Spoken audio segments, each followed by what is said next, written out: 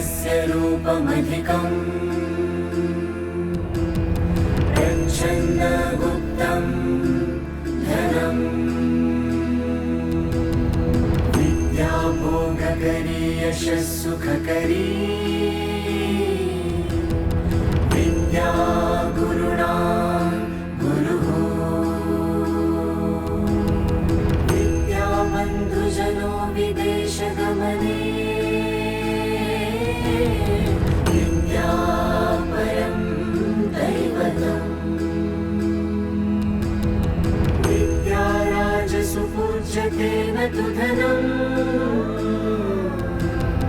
विद्याविहीनः पशुः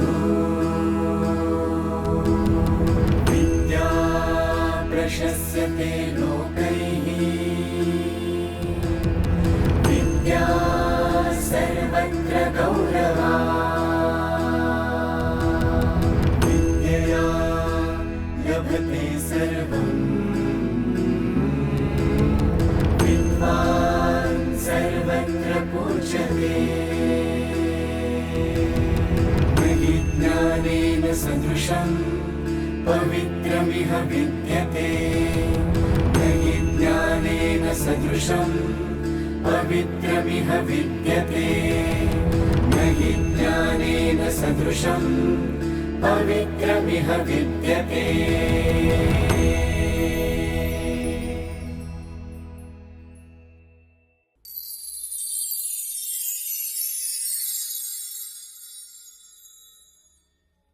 Professor Dr. Vinay Bhole is currently serving as the principal of Dahanukar College of Commerce, Autonomous.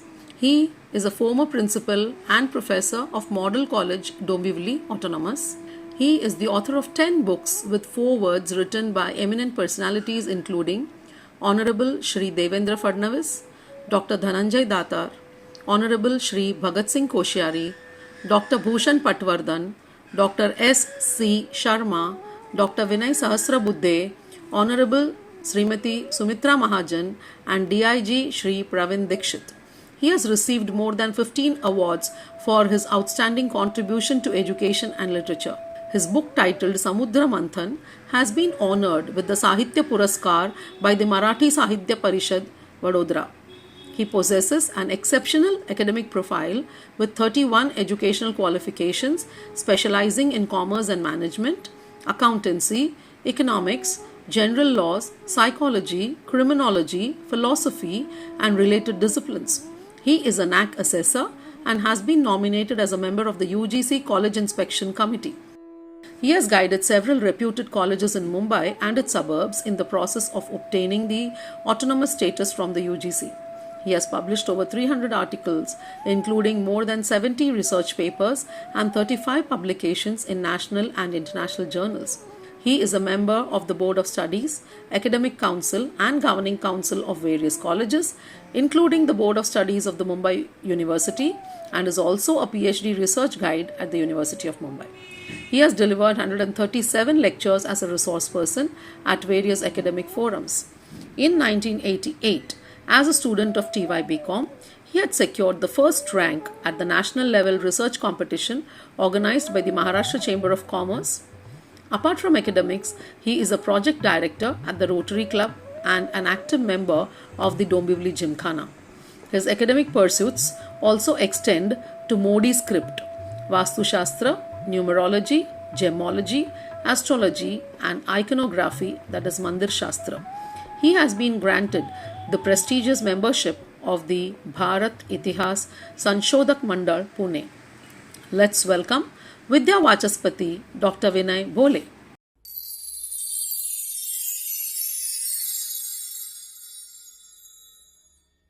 Namaste, I am Professor Dr. Vinay Bhole, Principal, Dahanukar College of Commerce, Autonomous, Ville Parle. I would like to present my research work in this video. When in 1994 I completed my MPhil, I was very much inclined to do PhD in HR management because HR management is my favorite subject. That time at University of Mumbai, I could not find any guide or any person who has completed PhD in commerce and management, because in those days people used to do PhD research in either science or in arts. So that some of the experts in university suggested me, you go to University of Pune and meet a number of experts who are PhD guides. So that I had been to Dr. C.G. Vaidya, Dr. M.C. Dixit and Dr. P.C. Shezwalkar. So that after 2-3 years of my follow-up, Dr. P.C. Shezwalkar registered me for PhD research. But unfortunately, for certain reasons, sir said that now I am not able to continue guideship. So that again my guide was changed, and I was fortunate to work under Dr. Captain C.M. Chitale. He was the PhD section head as well as registrar, University of Pune. For 5 years, I worked under Dr. Chitale, but due to some family problems and other issues, I could not complete my research work. And I left PhD. When again I applied for PhD in University of Pune, at that time there was PhD entrance exam. I appeared for entrance exam, and then I came to know that a person who has completed either SET or NET or MPhil need not appear for the same. And in my next schedule of my PhD work, I got Dr. S.G. Bapat as my research guide. I was very much interested in doing my PhD in HR management, but sir asked me, in HR management, which topic would you like to select? I said motivation. He said, okay, in motivation, what type of motivation? Then I thought that why not non-financial motivation? Because generally people say financial motivation is the most important motivation. After teaching motivation theory for years together, I found that non-financial motivation is the best area. Then I thought that why only to think about white collar employees, so that I thought it is better to study blue collared employees, that is workers and class 4 employees.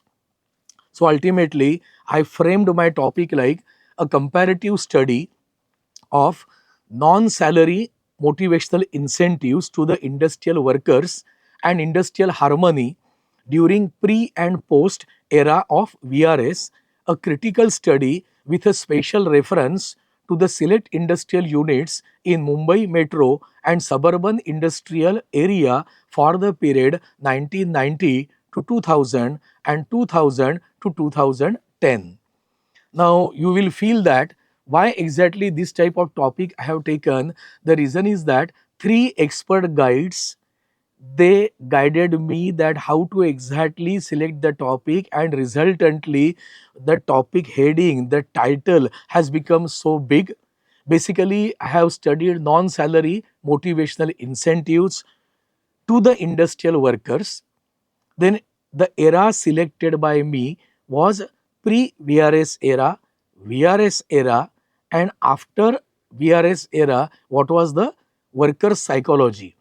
So that I divided my research period from 1990 to 2000, 2000 to 2010. Now, when I started my research work, basically I studied management techniques to motivate employees, because it's a challenge for the boss, for the foreman, for the supervisor, how to exactly get the work done. So the 2 types of motivators are there.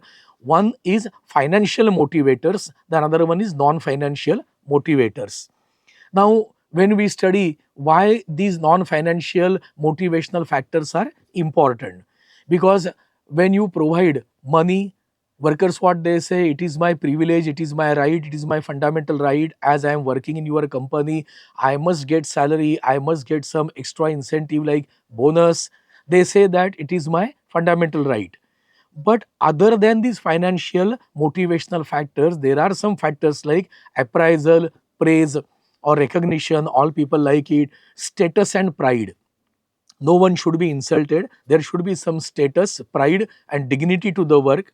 Delegation of authority, because we study authority and responsibility go hand in hand. So when there is a delegation of authority, people learn and they develop themselves. Ultimately, company gets the benefit. Then participation in decision making. Then security of job, because when you join any job, the basic fundamental question comes in anybody's mind whether I will have job security. Then job enlargement, job enrichment, reinforcement, quality of work life, job sharing, flexible working hours, all these are the parameters to be considered in non-financial motivational factors. Now, when we study rewards and labor welfare, the rewards can be either intrinsic rewards or extrinsic rewards. So that when I visited around 37 companies in Mumbai metro and suburban area, it was a big task. In those days, Google Forms were not available, soft copies were not available. I used to go to all companies. It was a big task to meet management, then union leaders, then workers, then to talk to them. Then all the questionnaires were prepared in English, Hindi and Marathi. Then as per the convenience of people, I used to get data from them. Interviews were conducted. So I came to conclusion that very properly most of the companies are applying intrinsic rewards and extrinsic rewards. Now, when we talk about extrinsic rewards, they can be classified as financial rewards and non-financial rewards. Then general rewards and benefits to the workers we must take into account, because when you want to motivate any worker who is not educated, who does not understand what is management, they only understand I am working and I must get the salary.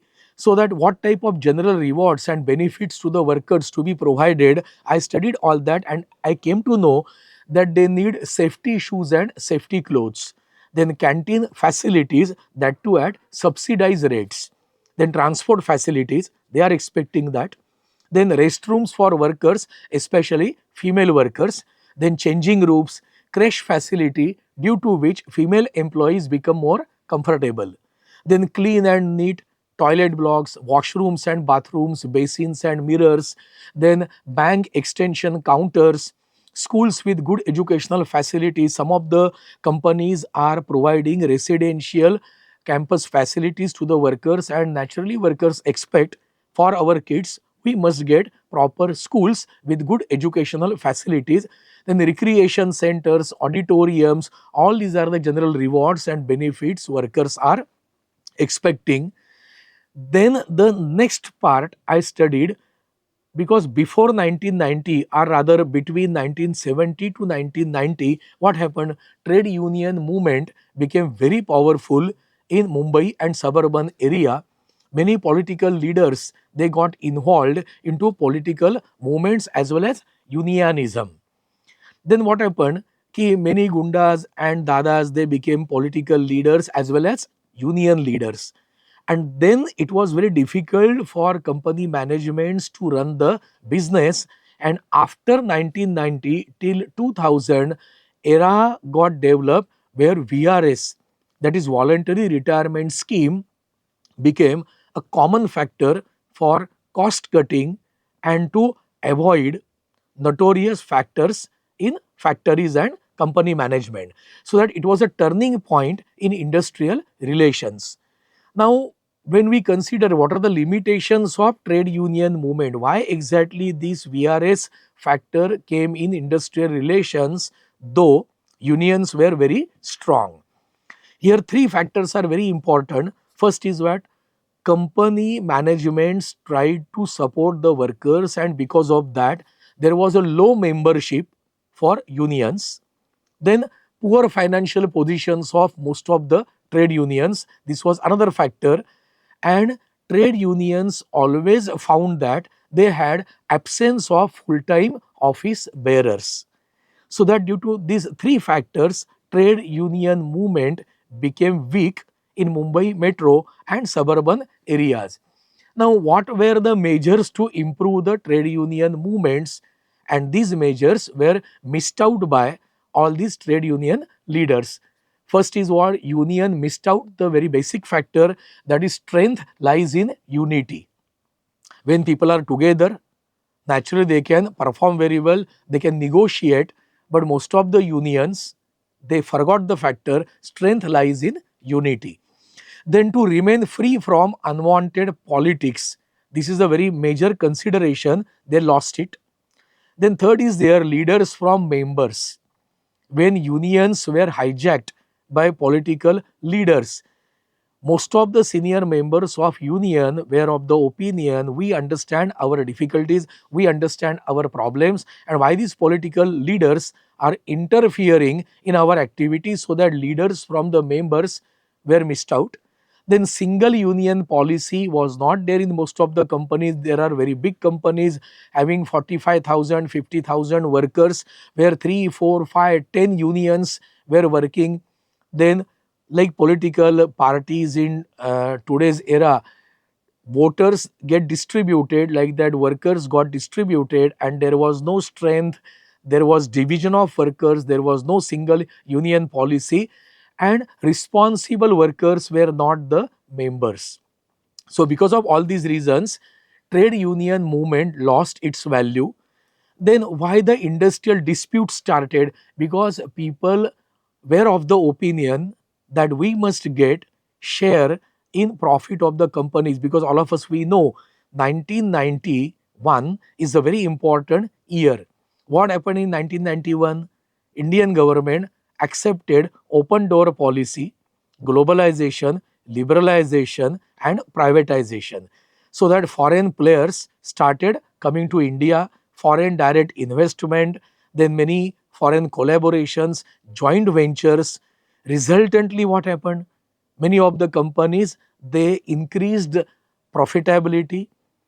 Then salary hikes were the major point of discussion. And then what happened? Workers started expecting more salary and wages than their credentials, than their qualities. And then what happened? Because of that, industrial dispute started. Then demand for bonus. Bonus is the veto of management. Management may give bonus, may not give. But then what happened? Workers started expecting we must get the bonus, and demand for good working conditions. Because of this, industrial disputes started. Then what happened? This voluntary retirement scheme came into existence, and it was given one nice name called as exit policy. Then what are the factors responsible for VRS? Why exactly this new concept people accepted? Why companies accepted that? Because there was innovation in manufacturing, in management systems, and which removed old and outdated staff. Those who were not ready to change with the situation, changing era, they were removed.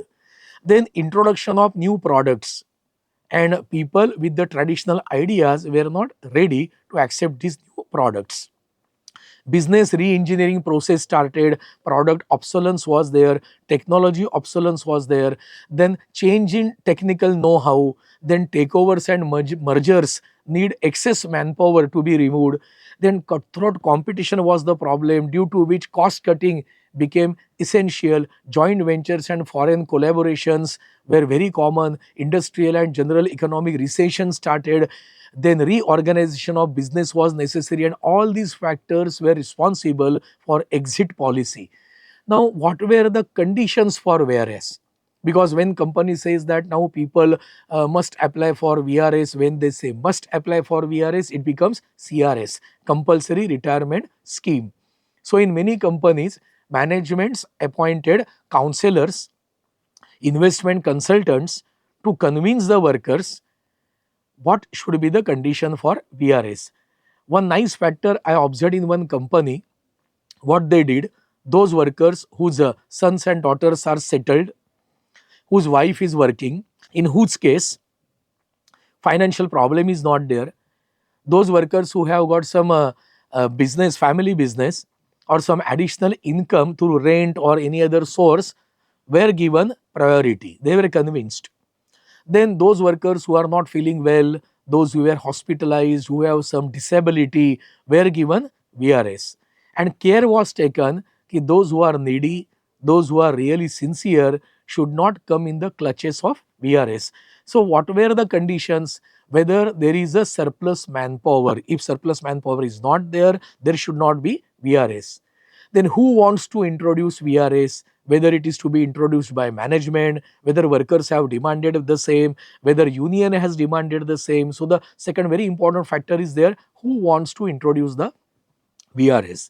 Then why the organization wants to go for VRS, what are the reasons, whether there is any vested interest of management or unions, then how the company will manage after VRS. Because if your good people or senior people, they accept this exit policy, then who will shoulder the responsibility, whether company has the second commanding team to take over the charge, then whether the terms and conditions offered for VRS are valid as per the prevailing laws.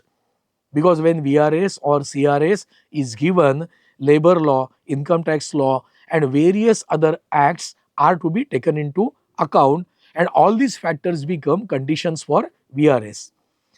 Then the factor comes validity of acceptance of VRS. What VRS scheme the company has drafted, what is the validity? In the sense, what acceptance of application for VRS by employer. Sometimes it happens, individuals they say that I would like to leave this organization, they apply for VRS and the top management says that we will give you additional benefits, additional salary, additional perquisites, but please do not leave our organization. So that whether management is ready to accept application of the employee. No withdrawal of application. What is the policy? Once the application is given, whether it is final or the worker is allowed to withdraw the application, employee to withdraw application before it becomes effective. Sometimes it happens. There is a group psychology.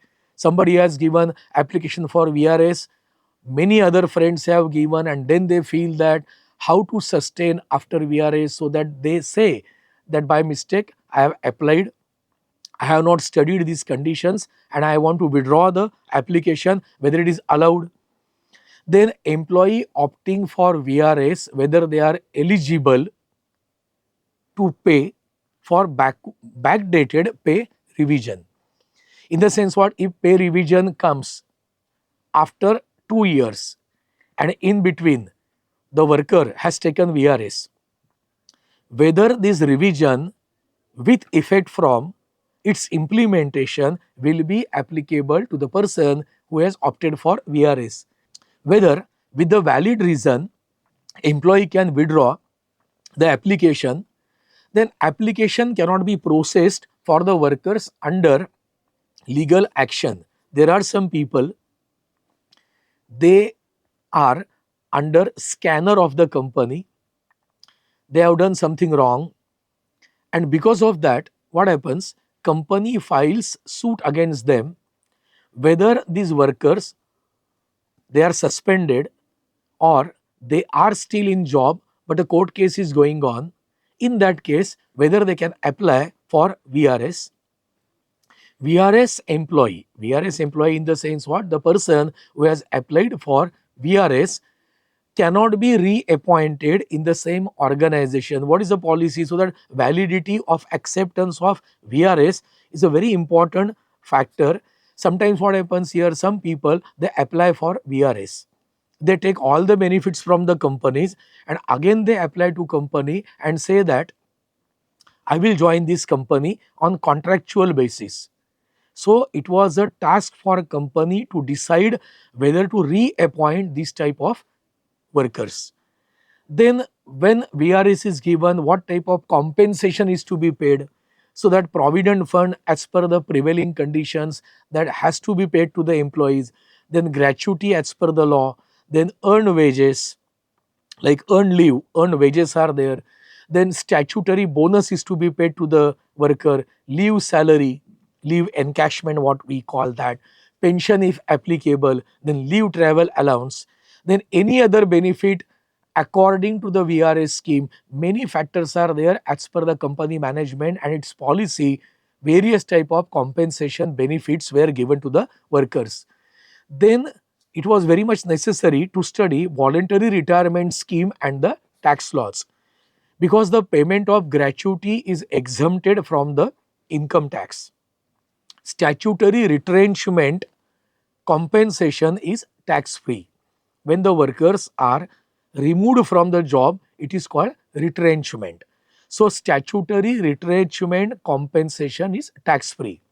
The leave salary is considered for tax relief under this scheme, and under section 10 subsection 10C of the Income Tax Act of 1961, the compensation received by the employee from the public sector undertakings is completely exempted.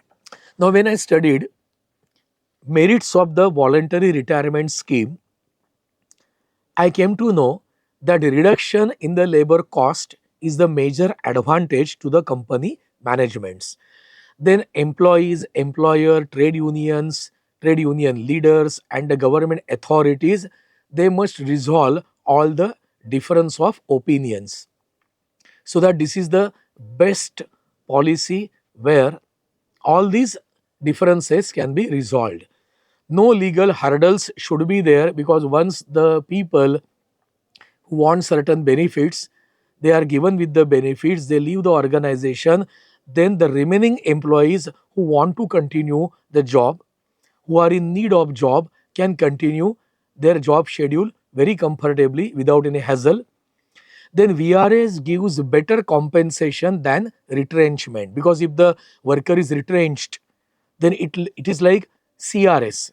With compulsion, the person is removed from the job, but in better compensation policy under VRS, workers are also happy, they get financial incentives, and VRS should be completely flexible from both the ends. But there are certain demerits of voluntary retirement scheme. Repeat of VRS scheme due to poor response, that was the first demerit. I visited to number of companies. In most of the companies, what was the observation? VRS scheme was announced. When the VRS scheme was announced, very few workers responded the same. So, company was compelled to announce the scheme again and again with different parameters to attract the employees to opt for the same. This was the basic demerit. Then applications were sent by efficient employees. What was the basic idea? Those who are not well, those who are not capable will apply for VRS, and unnecessary labor cost can be reduced. But those who were capable, they applied, and company had a big question mark. Those who are capable, they will leave the company, our organization, and those we want to be removed will continue. It was a big challenge. Then cost compensation affects profitability. Cost of compensation is a big problem, because you have to provide a lot of money to the people who want to leave your organization, so that it may not become cost effective. Then always VRS scheme is opposed by union leaders. They spread the message amongst the workers that VRS is the cost cutting policy of management. It is against the human side of enterprise, and that should not be promoted. Then there is a sense of fear, uncertainty and lack of confidence amongst the employees. So when we consider this voluntary retirement scheme, it has got many challenges. If we consider all the challenges, then the first basic factor comes: framework of VRS should match with the strategic objectives of the organization, because in all organizations they have mission, vision statements. In that, the company says that we are very much fond of employee development, and VRS scheme does not match with the basic objectives of organization. Then it becomes difficult task to motivate the employees who are not interested in VRS. There cannot be compulsion, but we have to motivate the employees. Then there has to be complete transparency in the plans of VRS. Workers should not happen that it's a plan of union leaders, or union leaders and workers should not feel that it is the policy of company to reduce the cost by removing the employees. Then clear plan of VRS without any ambiguity. There should not be any confusion, no ambiguity, no pressure tactics are to be used, because it has happened. Many gundas and many dadas were given contract to compel workers to apply for VRS, and that should not happen. Then need to discuss basic reasons behind the VRS. So that workers were called in groups in some companies. They were explained how VRS can benefit them. And in some of the companies, I have seen that the same workers were given contracts, subcontracts by companies, and for years together, those who were working as an employee with the company became entrepreneurs, because they were given contracts for supply of raw material, processing activities, and that was a good dimension of VRS.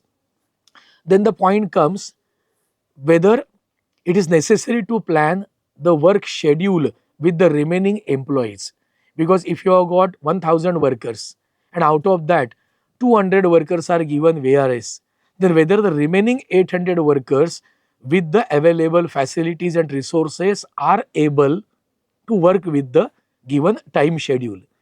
Then participation of concerned employees and managers, then it is difficult to forecast the social, political, economic, psychological implications of VRS.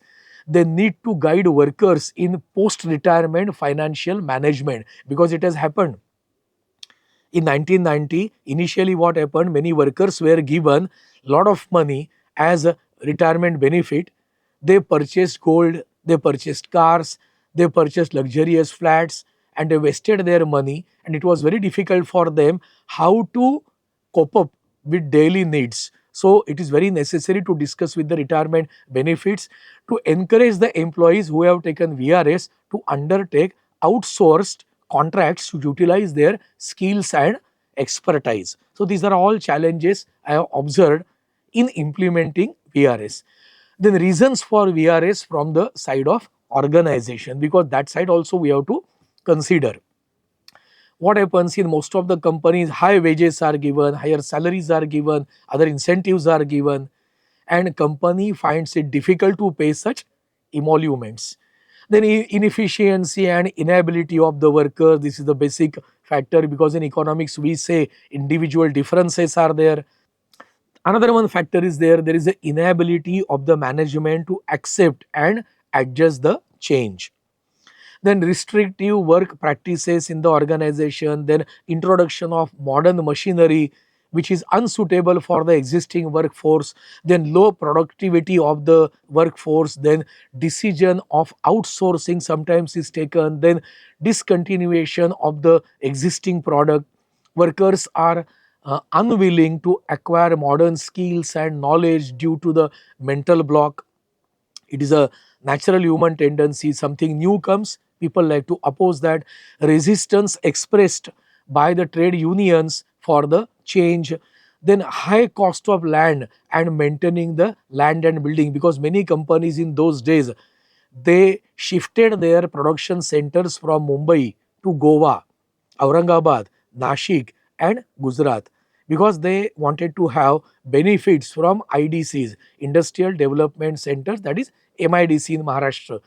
Then amalgamations, then takeovers, mergers and acquisitions, as well as absorptions happened, and it was necessary to go for VRS. Then why employees accepted VRS? Because we discussed just now why organizations wanted to provide VRS. Then why employees accepted? Because if we study from the viewpoint of employees, many had health issues after 55, or those who were nearing retirement, they had health issues, need to concentrate on domestic issues. Then possibility of getting another job, they had the feeling that I am better in my capacity as compared to my colleagues, and if I find some other opportunities, why not to accept VRS. Then willingness to concentrate on side business, fear of loss of job due to winding up of business, inability to acquire new knowledge and skills. Then there were opportunities to start own business or to join in new business ventures. Many people, they had feeling that not to work further, because sometimes people say that Now for 30 years, 25 years, 35 years I have worked. My age is maybe 55, 56. I need not wait till retirement. Enough is enough. I will quit, and where is the best opportunity. Then many people, they have want for money for marriage and health issues, marriage of their kids, their health issues or education of children, then pressure to opt for VRS from friends, then unions and management. Many reasons are there why people, and in the sense employees, accept VRS. After studying this entire background in my pilot study, I visited all these companies, 37 companies, multiple times. I visited various shop floor areas. I contacted union leaders. Then I spoke to workers, management representatives. So that I must mention here, the idea to do PhD came in my mind in 1994, and I completed my PhD in 2015. So that so many years I took to exactly shape up the research. Then the question comes, what was the research methodology? What were the objectives of research? The basic objective was to examine the past and existing pattern of non-salary motivational incentives, because non-salary motivational incentives were associated with the factor of VRS, to find out relationship between non-salary motivational incentives and its effects on industrial harmony and peace. Because if people do not get proper wages, then that all disturbs industrial harmony and peace. Then to anticipate the future trends of non-salary motivational incentives, because all of us, we know after 2005 the concept of pension is extinguished. Now those who join after that are not eligible for pension. Like that, to find out whether the future, in future, the term non-salary incentives will remain or not, because American concept of hire and fire is accepted by Indian companies. Then to find out whether all the categories of workers deserve the non-salary motivational incentives, because as Karl Marx had said, there are haves and have-nots. Amongst the workers also, there are two categories: those who want to work and those who don't want to work. So that whether all the workers, those who belong to both the categories, are eligible for non-salary incentives. Then I had a basic hypothesis, that is non-salary benefits have raised undue expectations of the workers, because once you start giving money, people start expecting more and more. Frustration and dissatisfaction on the part of employees in the era of VRS leads to industrial unrest. And my third hypothesis was there, workers have started taking VRS in the right spirit. In the sense what? VRS was opposed initially, but after certain time, maybe 95 and onwards, workers started taking VRS in the right spirit. Then methodology used in research was questionnaire. Questionnaire was the requirement in those days. It was for workers, then for managers and officers, for representatives of the management and union leaders. Data collection was done by me. Visit to large number of industrial units. I visited, I said 37 units. Then I used questionnaire method. Interviews were conducted to study pre and post era of VRS. Use of websites was another one factor to help my research. Data published in seminars and research papers was also useful to me. But I found that there were certain limitations to my study, because motivation changes from person to person. There is no formula for motivating all the people in all the sectors all the time. What factors motivated people in 1990 may not motivate people in 2026. Like that, workers in pharma sector, workers in engineering sector may not have the same psychology, so that motivation changes from person to person, from time to time. Migratory nature of employees restrict the role of such incentives. Some people, especially in IT companies, now we see they change the job. In 10 years, they work in 20 companies. So they have migratory nature, and such type of employees cannot be studied under this type of research, then outsourcing and contractual work will soon replace the VRS. And as what I observed, the same thing has happened. Now instead of VRS, there is a contractual work and outsourcing.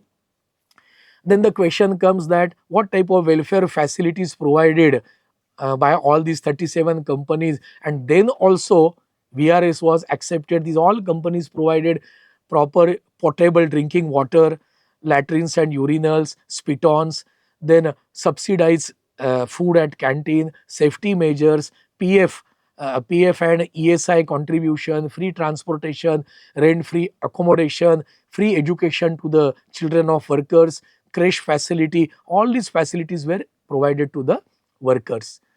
Then also people opted for VRS. So that I would like to mention here what were the reasons behind VRS observed in all these companies.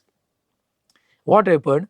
In economics, we say disguised unemployment. Like that, these people in companies were treated as unutilized manpower. There were factors like inefficiency of staff, advanced techniques were emerged and workers were not accepted to get acquainted with the same. Rising cost was the factor, outsourcing, old age, health factors, absenteeism of workers. Many factors were there because of which VRS became common. Then what conclusion I would like to mention here from my research? VRS has become a common phenomena in industrial and service sector, so that it should not be treated as social evil. In maximum number of organizations, VRS scheme got tremendous response.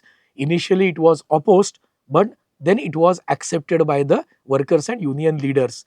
The endless expectations of workers in earlier days are responsible for this cost rise, and that endless expectation part attracted VRS. Many companies motivated employees to improve their efficiency and to reduce the labor cost, but they were not willing to downsize. Companies were not ready to downsize, they were not ready to give VRS. But what happened? They convinced workers to improve, but workers were not ready. Companies organized training sessions for the productivity and quality production, but after the failure, mass failure of such efforts for certain number of workers, the last resort was to go for VRS. Cost cutting is the basic idea behind the VRS. The organizations only pinpoint the increased labor cost. Such opinions expressed by the managers directly blame workers, which creates industrial unrest, are to be removed.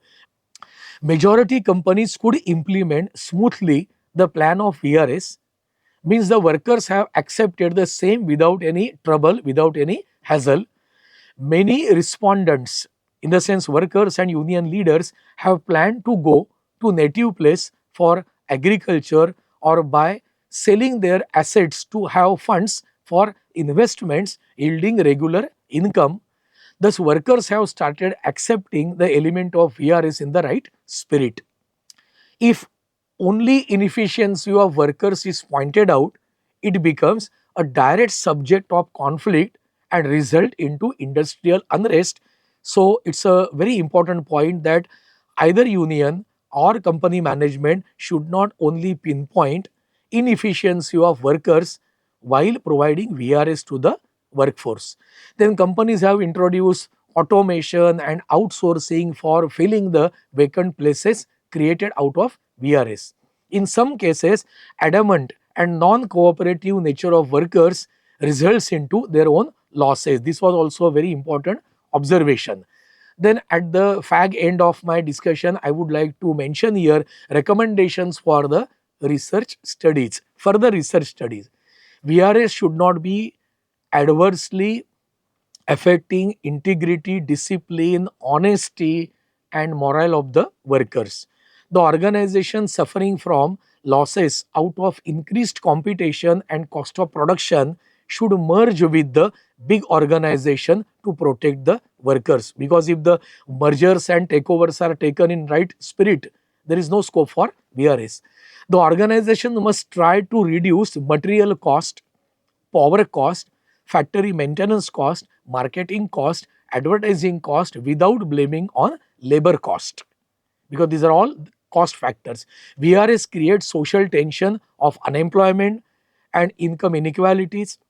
Sometimes jobless workers become panic and take shelter of illegal activities. It increases robbery, theft, or any other social evil. So it can be avoided without maximum efforts. The payment of compensation, again to employ new untrained workers, then training to be given to them, etc., is a long way exercise. It does not save the cost, so that the workers who were experienced, we give them VRS, we spend money for them, again we appoint young labor force and spend money while giving training to them. So again the cost factor comes to the same point. The organization should create VRS reserve before announcing VRS. If VRS reserve is sufficient, then only VRS can work in a proper way. In most of the cases, reason for the VRS is given as decline in demand in domestic markets, but by exploring new markets, maybe in foreign countries, demand can be maintained and companies can think about the same. As per the income tax rules, VRS compensation up to 5 lakhs is exempted from the tax. Therefore, the same amount is to be given to the workers in lump sum, and for the benefits of workers, the same can be the clause of VRS scheme. Before the actual compensation or implementation of VRS, the workers are to be given clear idea of the scheme and its after effect, or rather the after effects of the scheme can be managed very well. The voluntary retirement scheme should not become compulsory retirement scheme. It should not be compulsion to the labor force or union. VRS should not be declared to weaken the trade unions, because it has happened. To cut the effect of trade unions, VRS was given. It should be implemented ethically and not out of revenge. After VRS, own employees, our own workers, should be re-employed on contractual basis, or they should be given agencies or some work contracts. The employees' pension scheme should be made compulsory to each worker. Similarly, there are many efforts to be taken by a company to avoid such type of activities, so that during the span of 25 years, around 1994-95 till 2015, I studied lot many variables related to HR management, industrial relations, and I came to conclusion that whatever company wants to do, it should be out of humanitarian approach, because we say land, labor, capital, entrepreneur are the factors of production. In that, most important factor is human factor, that is labor, and to be considered with the proper treatment. So it is very important message I would like to give is that treat human beings, treat employees with proper consideration, respect them. Respect given is respect earned. If you treat your employees with the proper spirit, they are ready to compromise for the job. Thank you very much. ज्ञानेन सदृशं पवित्रमिह विद्यते न हि ज्ञानेन सदृशं पवित्रमिह विद्यते न हि ज्ञानेन सदृशं पवित्रमिह विद्यते